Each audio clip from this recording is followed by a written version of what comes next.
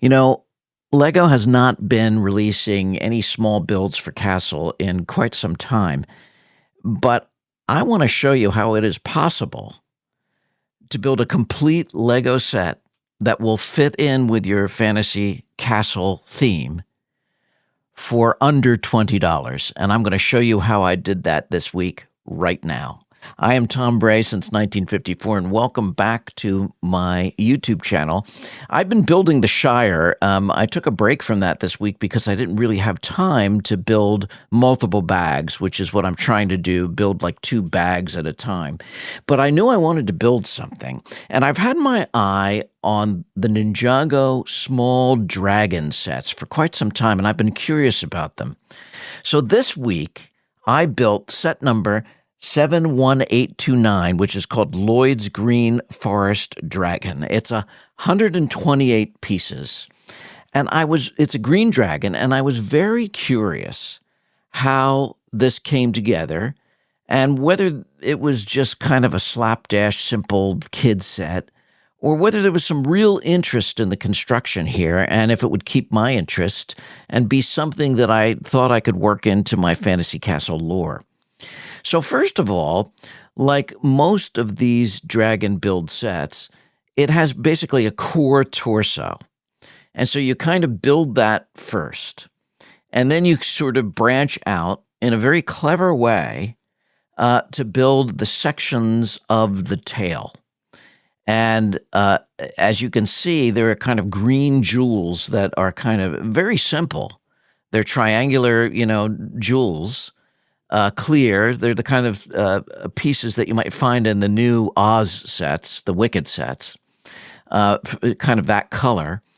But they're really clever in that they're so simple, but they perfectly simulate the idea of a dragon scale that kind of glints in the light. And so I was very excited about that. It went together easily.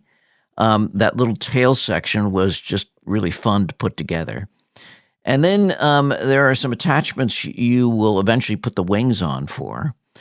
And, of course, the head. And here was the cool thing about the headpiece. The headpiece was printed. It was not a decal in this set. So it was very attractive, and I was very excited about that.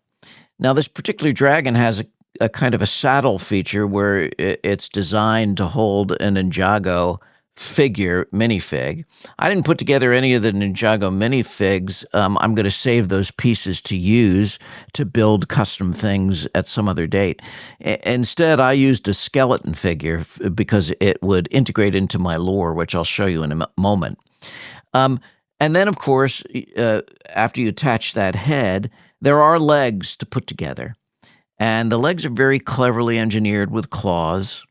And the final thing to do on this build, which is very simple, it took me, as I said, about 30 minutes to complete this, are the wing pieces, which attach in a clever way.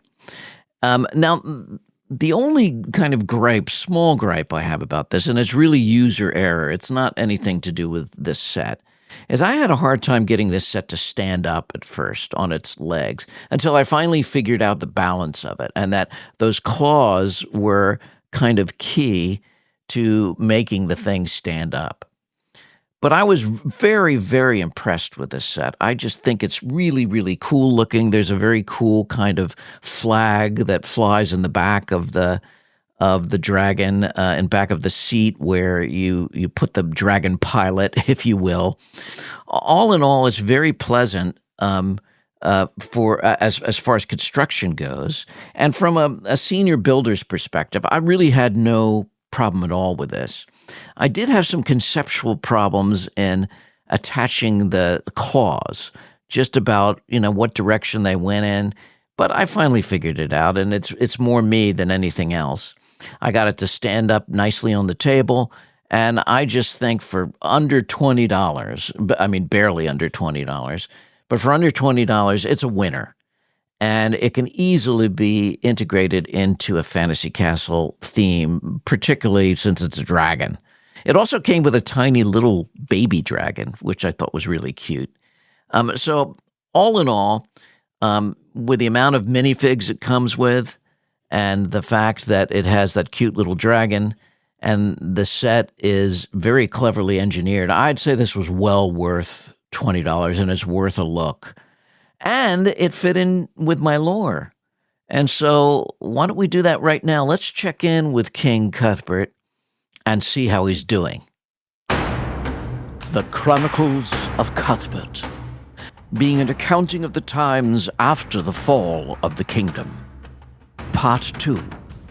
The Old One Searches.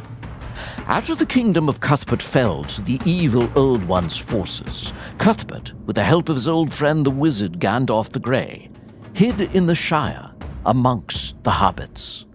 But the Old One, not content to merely conquer Cuthbert's kingdom, was determined to find the exiled king himself. And so he activated one of his flying dragons and sent a skeleton pilot to search the air, the length and breadth of the lands, looking for a sign of the escaped king. The dragon searched over forests, searched over seas, searched over mountains. But there was no sign of the escaped king, who was safely, for the time being, out of the reach of the Old One's spies. Will King Cuthbert remain safe from the determination of the Old One to capture him? The answer lies in the future. Tune in again and see for yourself. That's it for this week. Thanks for watching. Happy building. We'll see you again.